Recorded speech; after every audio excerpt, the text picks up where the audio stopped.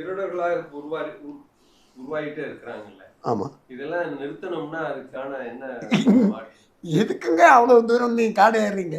திருடுனா பார்த்து திருந்தா விட்டா திருட்டை ஒழிக்க முடியாது நேற்றைய சொல்லியிருந்தேன். அது நான் சொல்லலைங்க, நம்ம கவிஞர் சொல்லியிருக்கா. அது என் அண்ணா சொல்லி பாடியிருக்கா.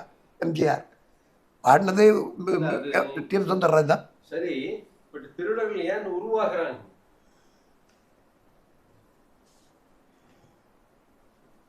மனப்பக்குவதை இல்லாதது.